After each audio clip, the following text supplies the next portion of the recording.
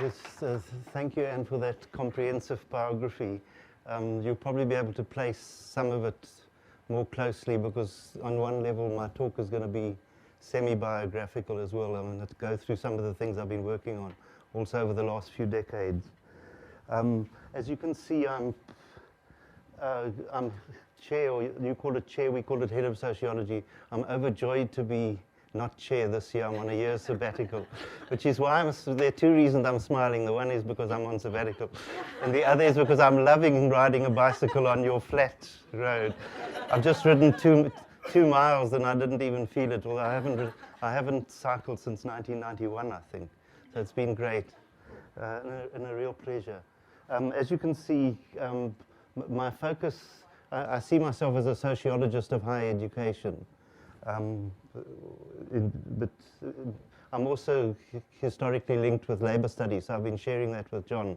And a third of my talk is going to be about my old labor studies, where I think I was an engaged scholar then. I'm now involved in the scholarship of engagement, and I'm glad Michigan has shown me there's a difference on their website between an engaged scholar and a scholarship or scholar of engagement. I see myself mainly as a scholar of engagement at the moment. But I will, for a third of my talk at the end, talk about some interesting issues, I think, to share with you about issues of being an engaged scholar in South Africa in a semi-civil war. And I'd be interested in your discussion around that. I'm here at Michigan for a week because of the concept engaged scholarship. As Anne said, I'm a New Century scholar with this very flashy title. We're a group of 30 from all over the world, 10 Americans and 20 non-American.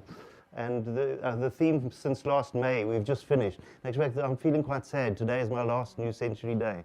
I'm back to South Africa and my passport, I'm excluded from the US on the 31st of May.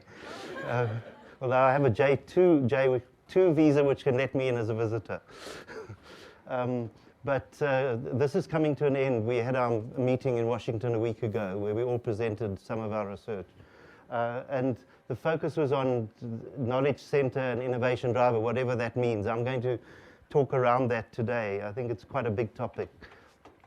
And I'm going to focus on case studies of university research groups with a South African focus. I just want to thank people for inviting me, both the Hai and Bert and all the people that have given me time to be. I've done an hour of interview, often with people, and also with Anne and John and the whole global studies. Chris, who's taken me around. I can't mention. I don't want to waste your time because there are about 15 people I really need to thank.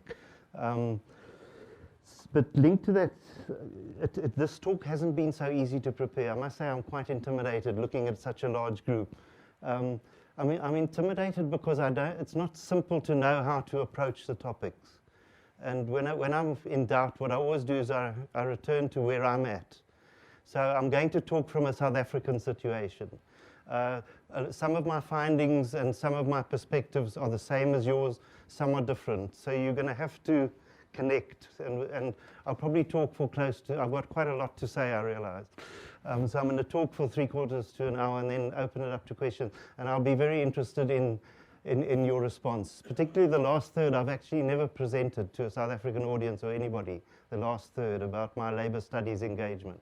So I'll be very interested in the issues and how you pick up on it. So let's go. What I'm going to do is focus on 3 areas. And spend about equal time on each. Sorry, am I in the way here? I'm going to look at, Anne mentioned I'm trying to finish a book. In actual fact, the publisher has made me cut it by a third. So the one hassle in my sabbatical is actually reducing a 400-page book by a third. But it'll come out eventually. I just see it as, I just do 3 hours a day. It's the only way to do it. But I'm going to share my ideas because in actual, just after I met Anne, I started a study of 11 research groups in South Africa. So I'm very interested in research centers, including the structure of the National Center for University Engagement. So I study centers.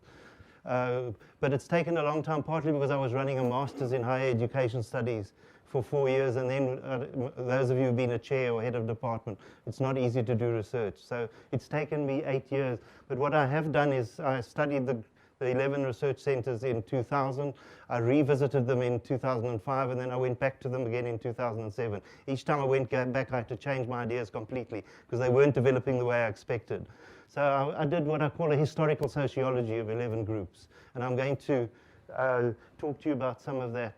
I'm then going to go on to my current Fulbright research. I mean, the reason why I'm here is just a fluke. The Fulbright required us to spend 2 months in the US, and I spent 7 of the 8 weeks in California, with mainly a person involved in service learning at Monterey Bay. And we needed an invitation, and I knew he was at University of Cape Town and invited me to be at Monterey Bay. But then I traveled. I wasn't mainly involved in service learning, because I think student engagement is different to faculty engagement. Sometimes they're the same, but I think I'm interested in faculty engagement, or what we call academic staff engagement. But so I traveled around, and I'll tell you what I found in the months from September to November. But I returned in December, and all 30 of us had to write a midterm report.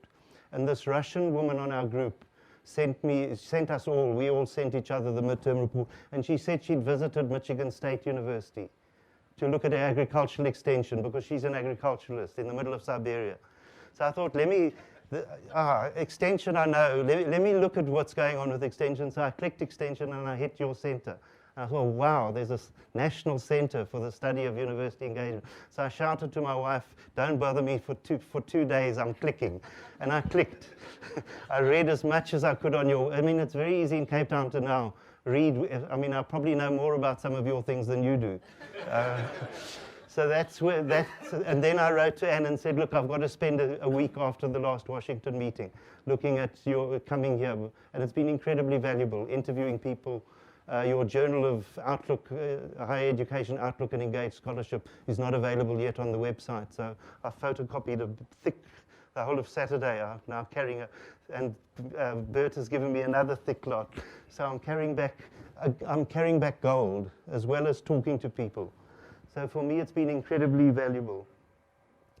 My last third, I'm going to share with you the problems I had with community engagement. I mean, often one thinks the problem is the universities. Problems I had were with the university, but I also had problems with the community, whatever that means. And we did these worker education books. And I want to talk to you about, in actual fact, I've written an article which I'll give you, but I don't know whether anybody's ever read it. The article's in this book. And I'm going to share this article with you. I've had no feedback. It was writing 25 years later. And I want to share some of the issues of trying to do scholarly engagement in the Civil War situation. And I think actually if one's looking at a crisis situation, some of the lessons which I think you need to talk about, you can see them more starkly in a crisis situation. So I don't think they're irrelevant to what you're facing. They're just sharper. Right. I'll start with the theoretical perspective. All of these ideas are in my book, and if you want to not wait for the book, I've written quite some of it up in this, and I think this slideshow will be available. Our Sociology Association is not so organized. The 2009 article is only just coming out. I think it's just come out this month. But some of what I'm saying is there. I've also written for Campus Compact, your United States Campus Compact, which is mainly student service learning, but also faculty engagement. I've written some of it up there. So I want to throw you into these ideas. I'm sure they're going to be controversial to you, and I'm deliberately giving you controversial ideas. I think we're actually facing an academic revolution since the 1970s. Something really big is changing. So I go with Henry Etzkowitz. I even think I take it even more seriously. He says we had a first academic revolution which began with German professors in the 1800s. It then spread to America, particularly in the 1880s, with the rise of your research universities. I think before that you were university colleges. I never understood why American students always say, I'm going to college. Well, they were really going to an undergraduate college. Postgraduate education is a post-1880s. And I think you had this first academic revolution in the 1880s. Basically, it joined the second mission of research, and I would stress their basic research. Research for its own sake, joined to teaching. Before that, universities were mainly teaching institutions. So I think we really had a revolution. And I think that if I look at Michigan State University, I think it's still steeped in the first academic revolution. Departments, academics, publications, national associations, journals. My university is even more steeped in that. I think you're trying to move out of it. But many of the problems I found in the research groups I was studying, I think are problems due to them trying to move into a second academic revolution. I think we're seeing a second academic revolution, not just in the US, but I think it's globally. It's starting to hit my university, where I think we're adding what Escovitz calls a third mission. I think he says we're adding economic development as a third mission. I would add socio-economic, and especially after speaking to other David Cooper, I'd say socio-economic cultural development. I think universities are involved in socio-economic and cultural development, and that's really what engaged scholarship is about. So I think we need to understand engaged scholarship as part, not the whole part, but part of the second academic revolution. And I have no doubt this revolution is going to take over. I'm fairly determinist. One of the reasons I think it's going to take over is because industry is driving it. And I think industry's force is unstoppable actually at the moment. And those academics who want to remain in the first academic revolution are going to have to step aside, I think. So I have quite an economic determinist position on this.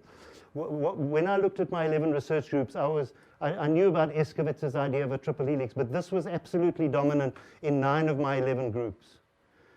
All of them were university groups linking to industry with government playing some sort of role.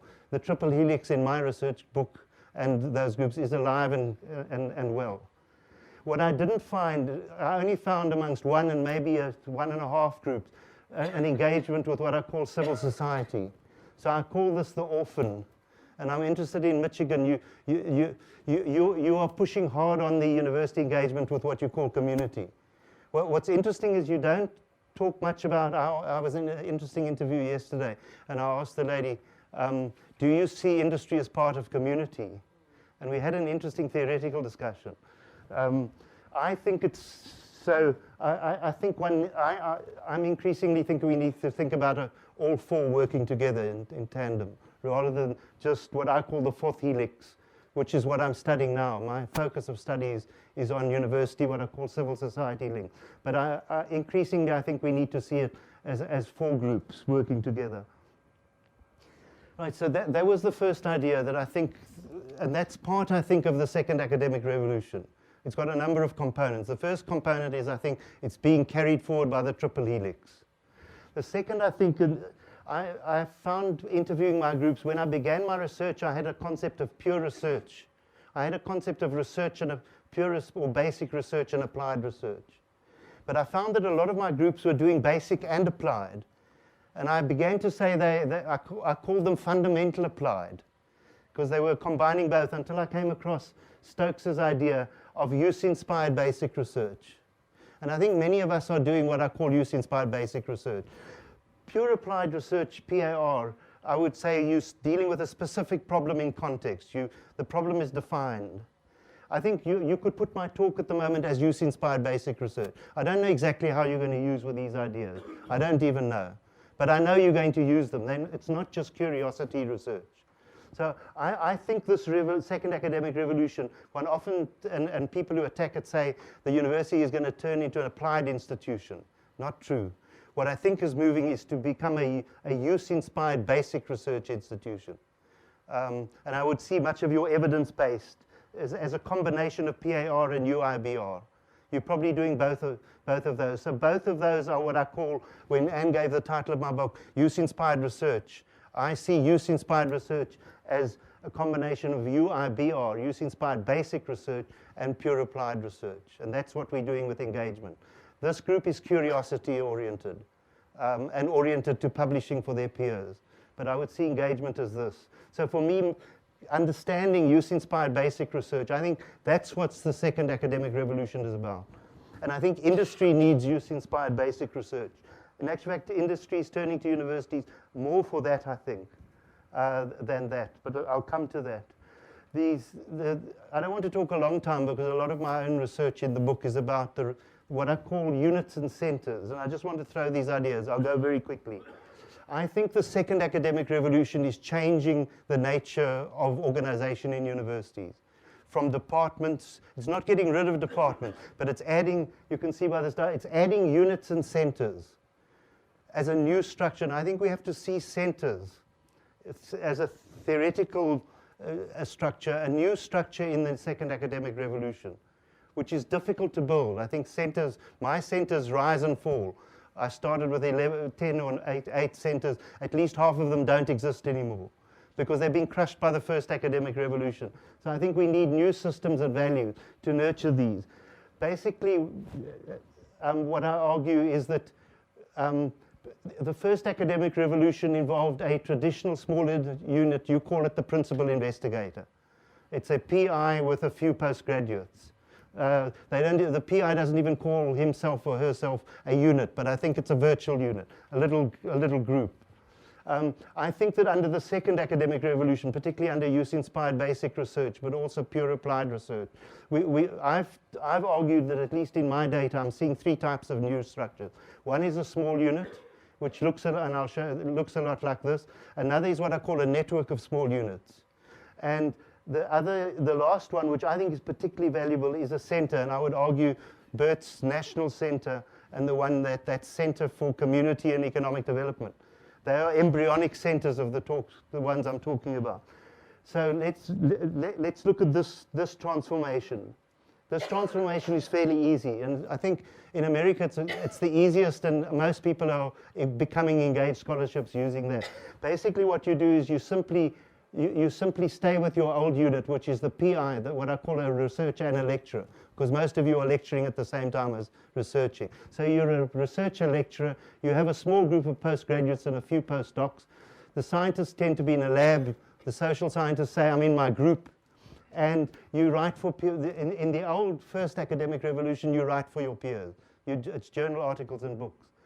If you want to do engaged research, you keep the same structure, still professor, researcher, lecturer. You keep your postgraduates and a few postdocs. You still work in your lab and a group, but you link some of your work to industry or civil society.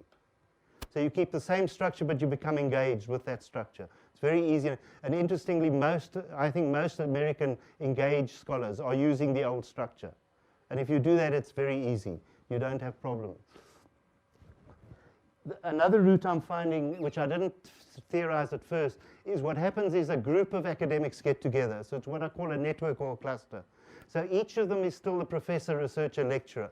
So you have 3 or 4 academics, or faculty, as you call them, and they form a network.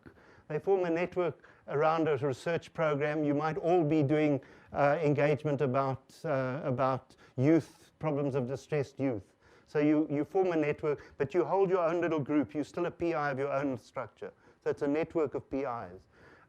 And you're partly linked either to industry or civil society. So, and I think but it's larger and it's more functional. It gets more work done. I think it's more efficient than the lone professor. But I still believe we have to form new larger centers. And I'm not going to go into reasons why. We can discuss it in questions. I think unless you form research centers, you're not going to get engagement work done properly. What I think a research center is, it's headed by a director. So it's a much bigger and more organized structure. And under that director are what I call 3 or 4 PIs, senior, like I interviewed Diane Dobenek. So within your center, Bert is the director. And then I would argue that to be functional, you need at least 4 Diane Dobeneks, senior researchers, each with their own subgroups and their postgraduates and postdocs. You need a center administration infrastructure of administrators and technicians, and you need a research program, and you need to link up with industry and civil society. I think that is an exceptionally efficient structure to undertake engaged research. I think the university blocks that structure and sends you back to department and says, go back to the first academic revolution. It needs a new type of values and structures. But I think it should be funded not by non-recurrent funding, it needs recurrent funding to be viable. And certainly my universities, they are collapsing. Those centers rise and fall because they're not being, so those are a series of issues. Just this was a real live structure. The Institute of Hawaiian Biotechnology, where I got the idea of a new center. The person deliberately built a structure. He was the director. He had 4 seniors under him, each with their own subgroups. He had postdocs, 5 of them, 4 technicians, 70. The other thing I think about a center is it should be involved in postgraduate teaching. Often not, but it should be running in my society. We only have a master's coursework and thesis supervision. The center should be deeply embedded in PhD training, as he was. And he had an administrative structure and assistants. He went off the year after I interviewed him to Australia. He emigrated, and his group have collapsed. They've gone back to a department because they were too worried for a whole range of reasons. So they've retreated back partly into the first academic revolution. Right, that's finding 3, about the importance of networks and centers. Finding 4 is, what I asked myself is, if there's a real academic revolution, and I am a historical materialist, I don't believe that universities drive change. So I had to ask myself, well, if there's such a fundamental second academic revolution, there must be something outside that's happening, that's driving this. Because I don't think these things are simply a cultural revolution. And what I've argued, and I'll just do it very briefly, is I think we're involved in a 3rd industrial revolution, and I'm sure you believe that in Michigan. Everybody, you're involved in a complete industrial revolution. It's been going on since the 70s. I think the first industrial revolution, this is very schematic. The first one was for 100 years, led by the small family firm, and you had industries like textiles, ironworking, pottery. What's important, and then later steam. What's crucial with that technology, I call it a technological regime, universities were irrelevant.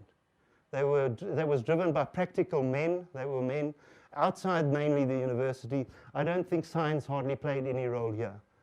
I think in the second industrial revolution, led by Germany and then very quickly America in the 1880s and 90s, I think with electricity, chemicals, steel, and then later automobiles. So I see automobiles and aircraft as part of the second industrial revolution. And there's Fordism and shareholders, Ford, Chrysler, National Shareholding Corporation. I think that science is becoming important but not fundamental. I think a whole lot of other things are main drivers. I think in this 3rd industrial revolution, we use the word knowledge society. And you can see this, it's being driven now by not yet truly transnational, but large companies which are becoming significantly transnational. And if you look at this, ICT, computers, biotech, university science is absolutely fundamental. I haven't got my cell phone here, but I always pull it out. I'm an electrical engineer.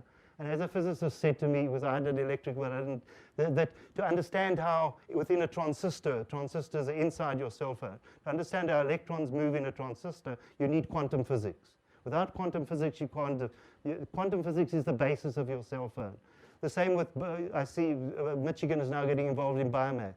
Without genetic theory and DNA theory, all your biomass industry. So I would argue university science and industry knows this. I think since the 1970s, they've been turning to university, not to get applied research, but to get use-inspired basic research. They want the quantum physics, they want the genetic theory, and they're actually starting to work with academics, not the pure applied people, but the fundamental people. And for instance, Stokes has argued that during the Second World War, the memoirs written by the physicists about the atomic bomb, they always said that was their applied work, not their real research. Their real research was quantum physics. But actually, it was a denial because their real research was fundamentally linked to the application of the atomic bomb. It was use-inspired basic research. So I think what we're seeing is a second academic transformation, which is symbiotically linked to this industrial revolution. It's joined like a cord. Whereas I think the first academic revolution where research got joined to teaching, there were some links, but not significant links. So this kind of first academic revolution, you can see I've put it in between. It's not really part of the first and not really part of the second because it's essential to neither. And just having, what struck me when I began to develop this is I actually did electrical engineering in the late 1960s. And in my class, we were culturally divided between an elect A group and an elect B group. I was elect Bs. The elect As were dealing with power supplies and motors. They were actually the elect A's were part of that old industrial revolution. They were practical guys. They did some theory, but they were more pure applied research. I was part of this elect B group. We did physics fourth year physics and mathematics. And it was much more scientific. And I would argue we were being groomed for this new and emerging third industrial revolution. We were a combination of physics and engineering and mathematics. So in my class itself, I think you could see the old second industrial revolution and the embryos of the third. So those are various thoughts. We can come back to that. But it's arguing very seriously for a second academic revolution, in which engaged scholarship is part of, linked to this new industrial revolution. I just want to now talk fairly briefly, because my research is still being done. I see my moment at the moment as doing theoretical research, theories, ideas about engaged scholarship. But I'm studying two research groups. And I'm looking at this, going back to that university, civil society. I've defined for working purposes civil society as, and this we need to discuss in relation to America, but we have labor and community, not only groups, but social movements, what I call a social movement. So I'm interested in how university groups link to social movement, as well as social groups, labor and community. There are a whole range of other groups, women, environmental, youth, health. I put NGOs as also part of civil society. I'm seeing local and regional government, say the Michigan state, I think it's easier to see it as part of civil society, but we need to discuss that. It's a complication. But industry I'm increasingly beginning to see as a powerful social movement.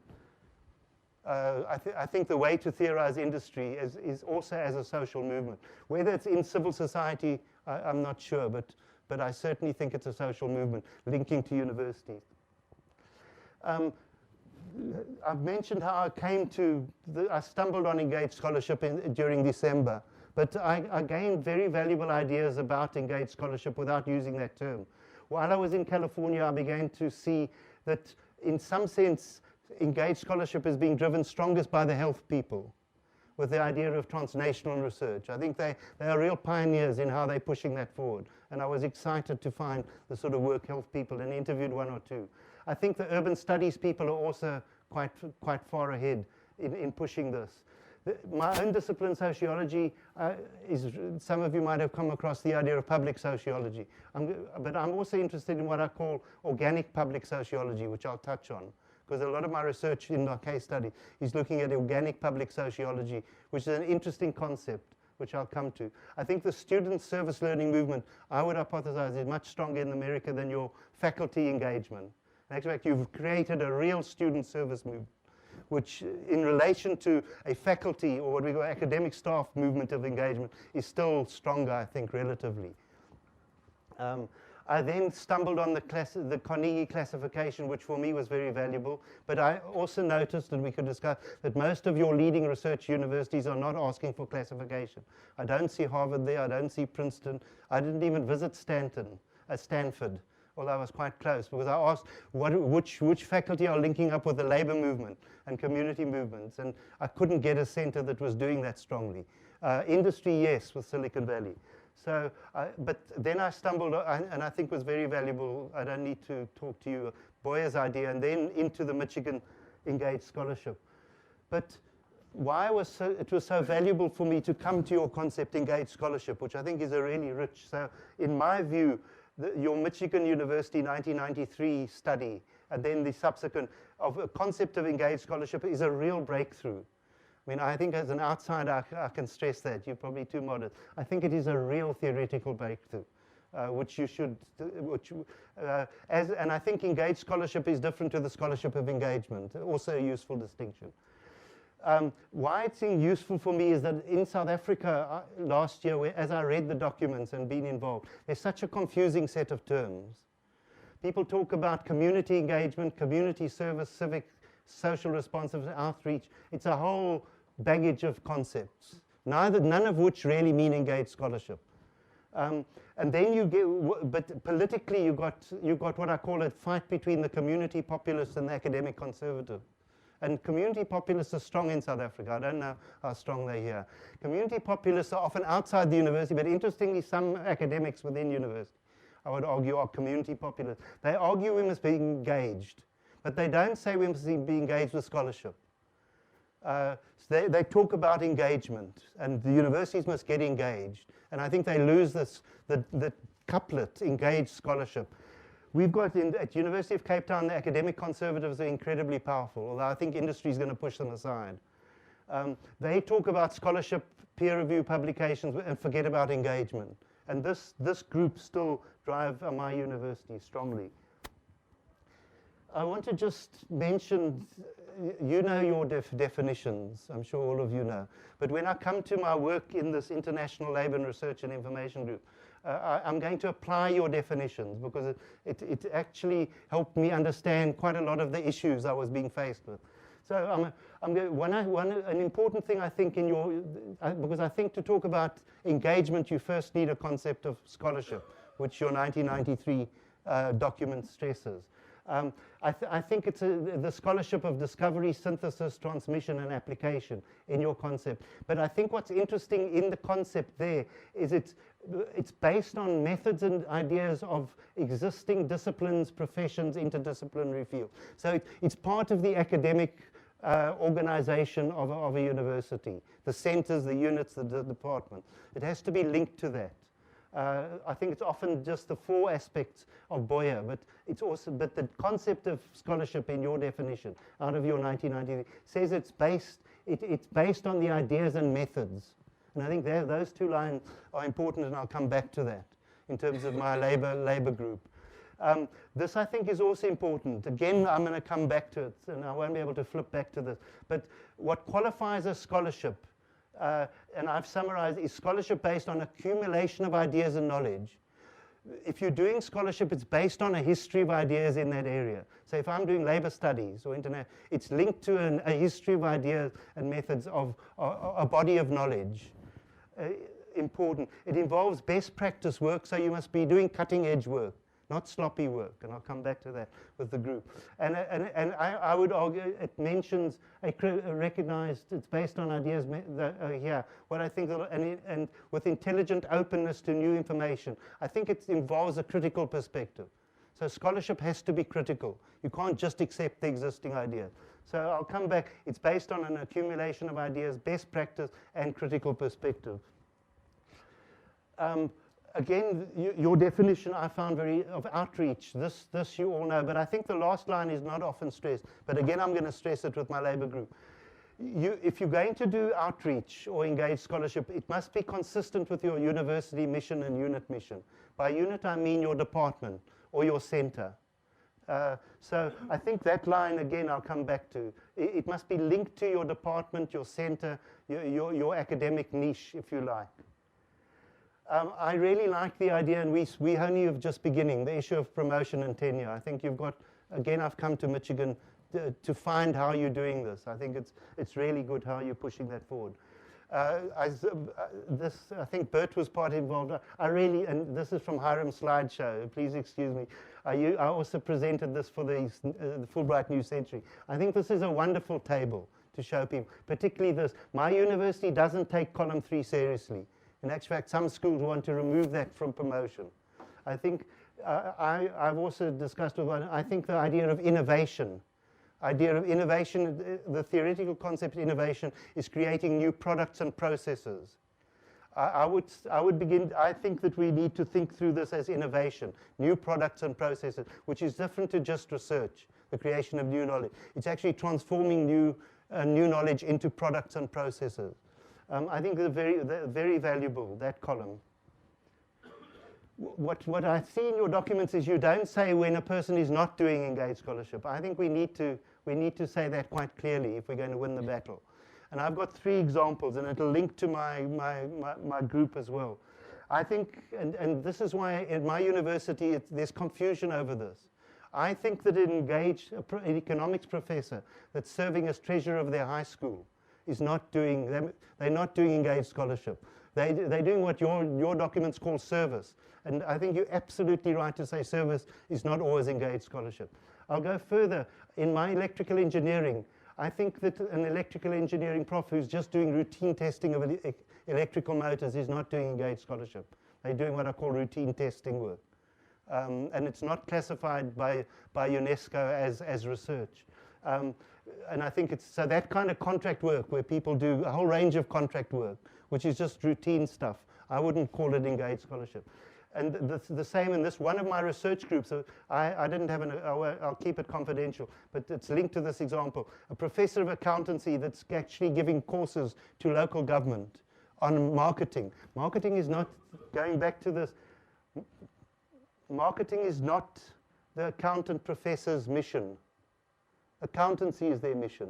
And they're drifting into something else for consultancy work. I don't think we should recognize that as, we should say, look, you're doing good consultancy, but don't put that on your, that's not engaged scholarship. So for me, what you're saying, what engaged scholarship is as important to clarify to people what it isn't. But we can discuss that. Some of you might disagree with that. Very briefly, and when I go back for the rest of the year, I'm following through. I've started research in two groups. The one group is what's called Vaal University of Technology. So I'm doing two case studies of the Vaal University of, it's what we call a polytechnic or technikon. Interesting engagement issues. They're more like your community colleges or somewhere in between universities. And the other I'm looking at is what's called PLAS at the University of Western Cape, a very interesting and quite high-powered research center. And I'm looking at how they do work. Very briefly with the Vaal University of Technology, it's south of Johannesburg, and I think what this Vaal University of Technology, it's 100 miles from Johannesburg, they're really taking seriously the idea of regional development. And they're calling it the southern, Johannesburg and Pretoria in Gauteng. They call their area the southern Gauteng. So it's again linked to the idea of Michigan as a region. I'm looking at one, and this is why I'm looking at an industry group and a civil society group, where I think the university needs to work on both planks. There's an engineering group really doing very interesting research on applied electronics, and I'm studying how they're doing that in terms of engaged scholarship. They've got difficulty. At least 80% of their faculty members don't have a PhD. So it raises serious issues about how do you do scholarship. But they're interesting. Another group is a nutrition group. Some of you might have heard about Sharpeville, where the police opened fire in 1960 and killed about 80 people. They've just had their 40th, 50th anniversary. I was there, and one group is doing nutrition research in Sharpeville. I asked her, who are you linking up with? Are you linking up with political and social movements? She's linking up with the church. The church is particularly helpful, which I found quite interesting, as a group facilitating the work. So I'm looking at them. This university, why I've got involved is they have a concept of new generation university, where they're arguing they shouldn't only create new knowledge, but they must be involved in innovation, of turning the new knowledge into products and processes. So I'm looking at how they're doing that, not just the creation of new knowledge or what standardly called research, but innovation, putting your research into actual practice. So that's my research that I'll be doing for the rest of the year. Just some comments on PLAS. They are what I call a real, they're an institute for poverty, land and agrarian studies. So they work on rural areas. They're focused on rural development. They're really what I call a genuine center, but all on soft money. The university doesn't fund anything in terms of recurrent money, but they're surviving for over 10 years. They're also involved in running a master's program because we don't have coursework PhDs. They do supervised theses for PhDs. So they're an example, I think, of a new large center doing use-inspired basic research and pure applied. And their basic mission is a commitment to making a difference for the rural poor in South Africa. Their work is not so, it's very interesting to look at how they work. They started in 1994 by working with the government. So if you think of the university, industry, government, and civil society, they moved policy research to government. They then clashed with government because the government began in 1998, 1999 to bolster up the traditional chiefs, to do a political deal with the chiefs. And PLAS opposed that. They then lost the support of the government. So they shifted to work with civil society organizations. They found they could work with NGOs, but they couldn't find rural farmers who really organized. So they're still looking for a rural social movement. And I'm looking at how they do, but they do work, one group are working with fisher people, another with people living in the rural villages, very poor, and a nature. So I'm looking at how they link to civil society organizations. Since 2004, there's been a new Minister of Agriculture who's now more open to the ideas. So PLAS is going back to doing policy work for government. So I'm an anthropologist. I go to their meeting, I interview them, I hang around, and I'm really trying to look at how they do their work in this. And they work with a critical perspective. So they really do, in terms of your definition of engaged scholarship, have a critical social theory. It's the bedrock of their work. Just what I've come to is to see them in terms of Burraway as the president, was in 2004 president of the American Sociological Association, who introduced this idea of 4 types of sociology. These two are really writing for other academics, professional sociology and critical sociology. This with a more self-reflective critical perspective. This is the Burraway concept. Then he argues you do policy sociology and public sociology. So he distinguishes. I find these two not so easy to distinguish, at least with PLAS. So, and what I'm doing is, what I've become particularly interested, he sees public sociology as, he's got a concept of organic public sociology, which I'm particularly interested in studying. And it's I haven't found it a major debate here. What he says is the traditional public sociology is a public dialogue, writing for the media, writing newspaper articles, doing policy research, engagement with your finding, policy dialogue, talking to the public, sometimes in an engaged way, but a dialogue with the public. He's got an interesting idea of organic public sociology, where he argues that you're engaged with a social movement. So you actually, and I think what he's saying, although he doesn't write in detail, is that if you're a university research group doing research, this I think you would call traditional public sociology, where you get involved with a civil society group, like a labor movement, or a group of trade unions, where you dialogue with them. So it's an engagement both ways in terms of trying to shape policy and strategy. But I think this, some groups in South Africa, like PLAS, are also trying to do this. Besides shaping policy and strategy, they're trying to build up the social movement. They're trying to act in a way to enhance the social movement, which is different to shaping the policy and the strategy. You need to do different things to do that. And I'm interested in how PLAS does that. It's very difficult to do that.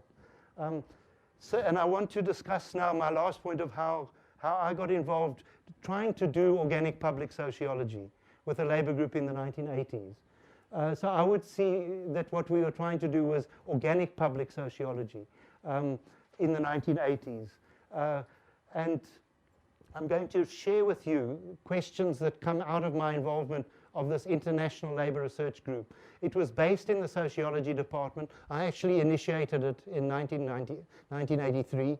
It was called ILRIG, the International Labour Research and Information Group, and I was a lecturer in industrial sociology. So I became the principal investigator, the PI of this group.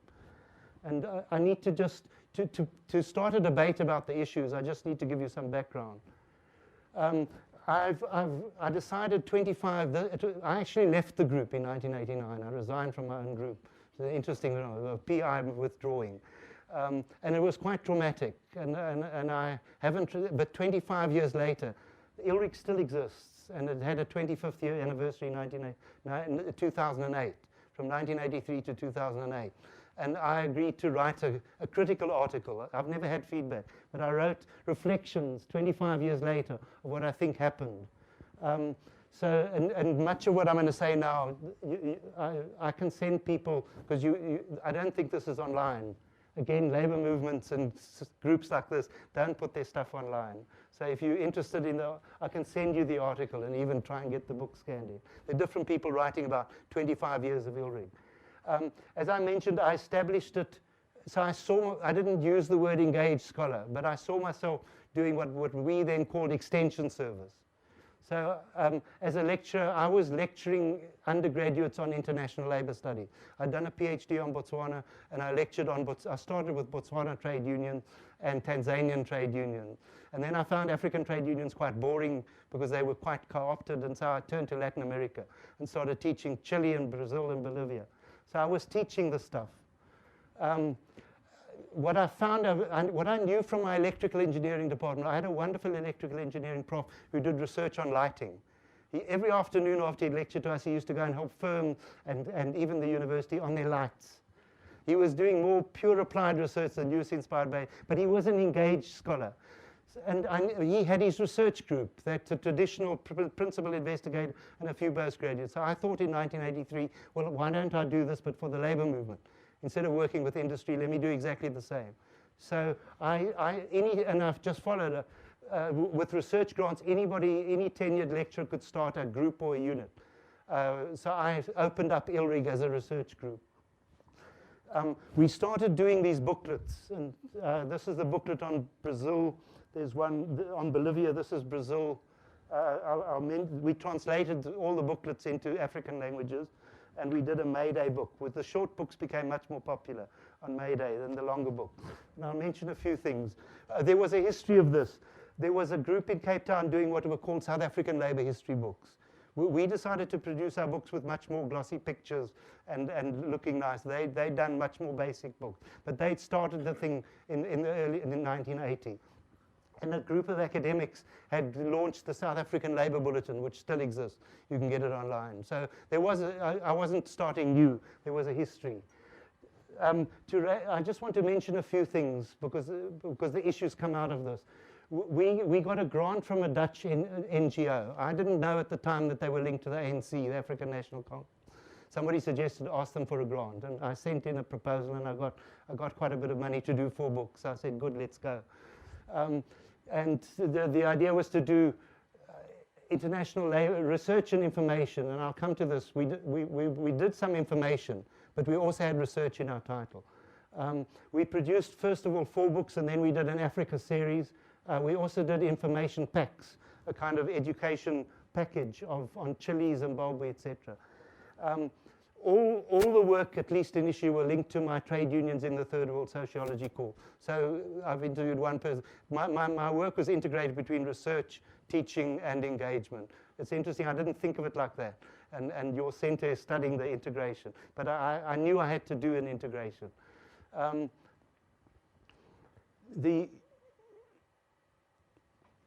There was a shift. We started with doing research for the booklets, but slowly education workshops, and we found people really wanted a short booklet. So there was a shift in our group from more research-based work to more education work, which I'll come back to. Then, most importantly, and I visited the Center for Community and Economic Development. You've got a building in the middle of Lansing, and good luck to you. You've survived for that. One of the problems and also strengths of, I think, ILRIG is in 1986, a new building, Community House, was opened up 2 miles from the university. And I was overjoyed, and all of us, we took an office in Community House. So we had a research office in the department and our other office with our library in Community House. Lots of issues. Before we even got into Community House, the security police bombed the foundations, and they placed the bomb in the wrong place. Otherwise, the building would have come down. So that was the start. And in a sense, if you were in Community House between 86 and 89, there were meetings every day. Half the people belonged underground to the ANC. Some were actually guerrillas. So it was that kind of atmosphere, trying to do engaged scholarship in that kind of framework. Not easy. I started with 2 part-time researchers. By 1989, we had 10 part-time administrators. So we'd formed a center. We'd actually formed a center-type structure. We drifted into that. By that time, I was doing what I call use-inspired basic research. I got involved in the study of worker council movements after the First World War, where most people didn't, and I didn't know about it. Worker councils took over every major German city, running Berlin, running Hanover, running Hamburg, and then spread across Europe. So I was interested in this worker council social movement and spent about 3 years doing research. And I'd hoped to do booklets on that, to write that up as booklets. Right, with that background, what are the issues that I had to face? I think in ILRIG were now about 10 people by now, so I'm talking about 1989. We all agreed on that. We saw ourselves as helping to strengthen the emerging trade union movement, what was called the independent trade union. And I think without this new labor movement, the ANC would not have come to political power. It was one factor. I think disinvestment, other struggles, the armed struggle as well. But I think building a labor movement was central, and we saw ourselves as linking to that. So we were engaged scholarships doing research and education to strengthen that movement. On that there was no disagreement. What I now, because when I wrote this article 25 years later, what I theorize is there was a serious identity difference between myself and most of the rest of the group. Myself and maybe one other person. I was an academic. I was a tenured academic in the sociology department doing what I call extension work. And it's interesting, I looked up last night, we had a definition of extension work, which a group of us academics had developed. And it's very close to your engaged scholarship. But none of my ILRIC group had been part of those discussions. We defined extension as it's made possible by the expertise and knowledge of the academic discipline of the staff member. Very clear. So it's made possible by the expertise and knowledge of the academic discipline of the staff member who are providing such a service and is rooted in rigorous academic work of the staff members concerned. So it's based in your academic work and it must be rigorous. So interestingly, that was 1986. A group of us said, this is what we mean by extension work. Most of the people in my group, almost all, were a combination of what I call activists, education people, and research people. Most of them were quite young. They were fired up by an activism, and they had a multiple identity. They saw themselves as doing education, but their activism was as important, and their education was probably even more important work. And some were affiliated to the ANC, some were non-ANC, but all of them were politically involved. Some with ANC, others. Which at that time, they were legal organizations. So nobody officially was part of the ANC or part of a legal organization. But they were all appointed by the sociology department. The only way I could pay them with a grant is they were sociology appointees. That was very important, although they often forgot that. They were members of the sociology department, part of my research group. Right. I want to talk about, the latest way is to call problems challenges. Maybe I faced problems, but let's call them challenges. What's interesting is I thought the main problem would be the security police. This is in ascending order of problem. The lowest problem was the security police, then the university, and this is my view, then the ANC, and then Community House. In fact, I would say being in Community House was a major issue. Let me walk through each of those problems or challenges. We knew the security police didn't like our books. But by 1987, we distributed 25,000 in English and nearly 10,000 in African languages. The May Day one we produced, to our surprise, immediately we sold 10,000. And then there were resource packs. Again, reflecting 25 years later, and I'll talk about the Bolivia, we wrote a book on the 1952 National Democratic Revolution in Bolivia, where effectively the ANC had a freedom charter. And in effect, I think in 1952, we felt that in Bolivia they tried to put the freedom charter into practice. They nationalized some of the mines, they gave land to the peasants, they gave education and health, and they stimulated small businesses. Very close. So we thought, let's write a book, let's write a book about how the freedom charter would look if it was applied. We then showed the problems that a country runs into trying to, and in actual fact, when I read this on the plane coming over, a lot of these problems you could read South Africa.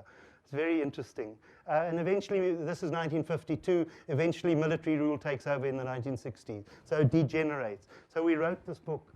But I think if you had to ask, what we were trying to say is that we tried to let workers who read that imagine what it was like to be a worker in Bolivia.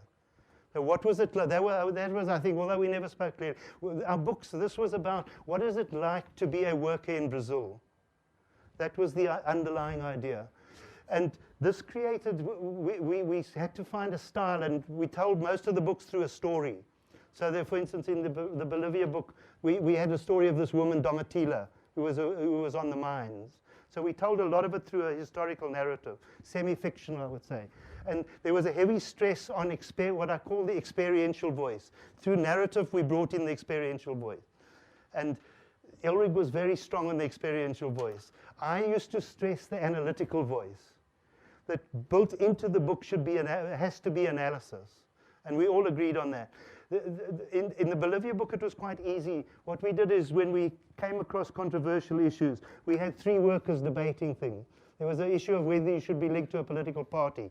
The union should be linked. One worker says yes, the other says no, and the other one takes a middle position. So we did debate through workers talking. So in the Bolivia book, it was quite easy for the analytical voice to be partly built into the workers. The first conflict we had in ILRIG was around the Tanzania book, which I wrote, because my analysis was not based on what any workers were saying in Tanzania.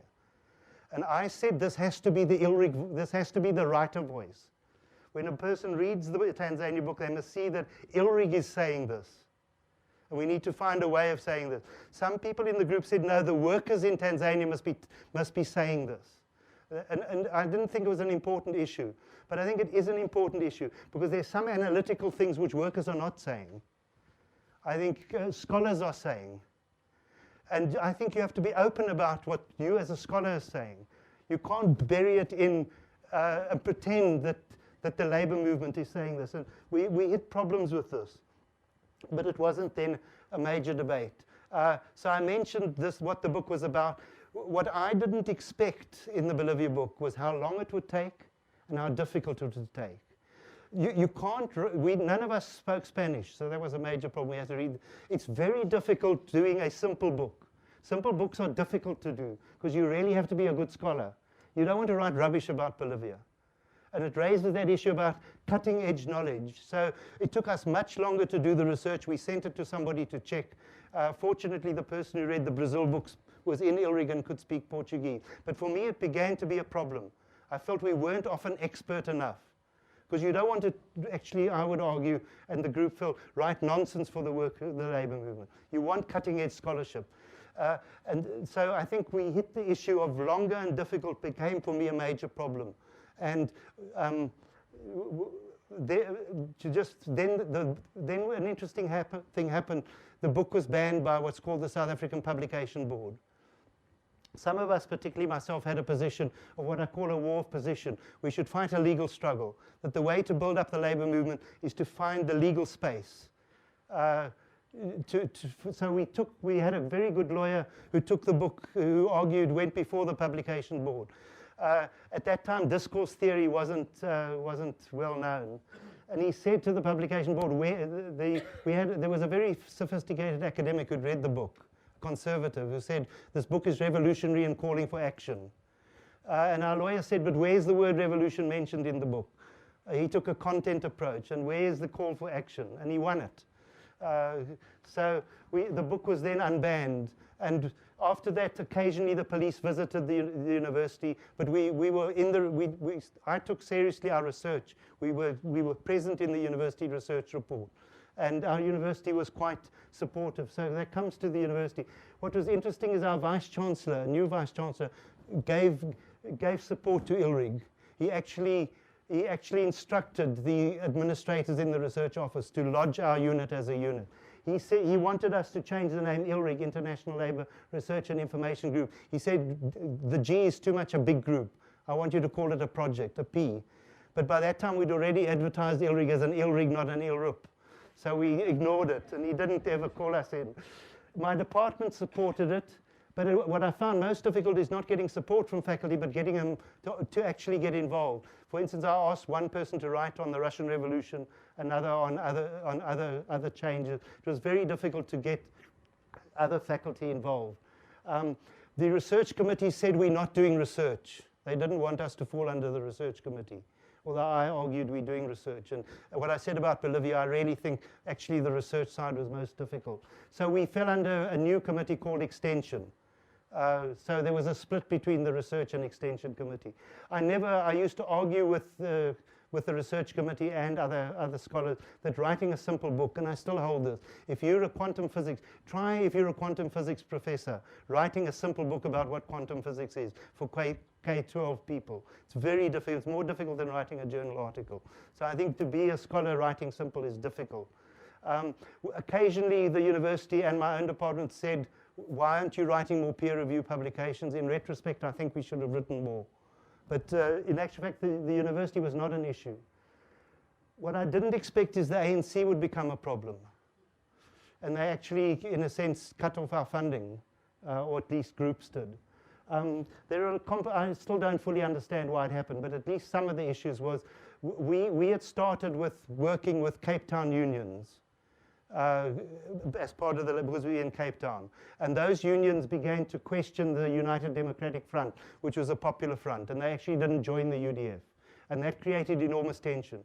And we were seen as part, in fact, I thought the unions were wrong not to join the UDF. But again, in such a charged polity, whatever one said, one was seen as part of the union. So that, I think, was the first issue. I felt that from 1985, there was too much stress on what I call mobilization, marches, even underground struggle. I think they were very important. But my own position, which wasn't not such a public debate, but I felt organization, actually building shop steward committees, was more important than mobilization, or at least more important than it was being stressed. And that was a tension, because our book certainly stressed organization. What did become a problem is that our books were they called it classist. We raised issues of race and national struggle, like in Brazil and Bolivia. But there was a class underlying stress. And certainly at that time, the UDF was not stressing class.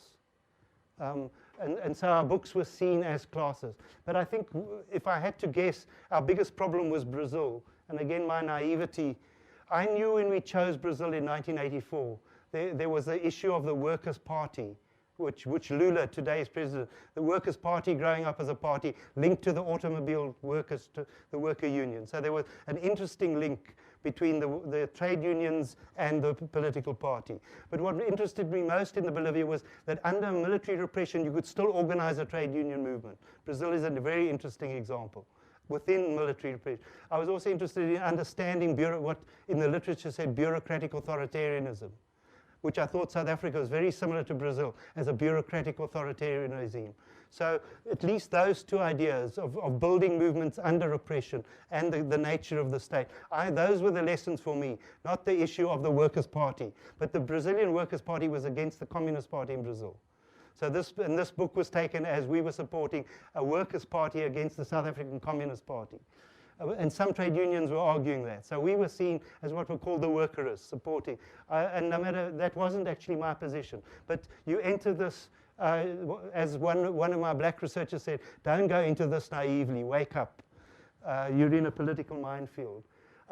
There was another issue of I appointed particularly black researchers on academic grounds. I didn't ask them whether they were UDF, ANC or anti. My prime concern was I wanted good researchers. And I still hold to that. But what happened is we heard that the NOVIB, that Dutch agency, was cutting our funds off in the next round. So, and I was fundraising in 1988, and I went to see NOVIB, and they said, go and see the ANC. So I took my little son on the train, and we went to a cafe in London and met with young ANC people. And I argued, look, we're doing worker education, and there's debate, and we're not taking political sides. I myself, I said, as an ANC, I support the ANC, although I'm not a member. Please support it. They felt, for whatever reason, they felt the thing was too political, and they raised questions. They said to me, why have you got all these black researchers who are not ANC aligned? When I said they appointed them because of academic reasons, they didn't like the idea. They said, you appoint ANC people. So,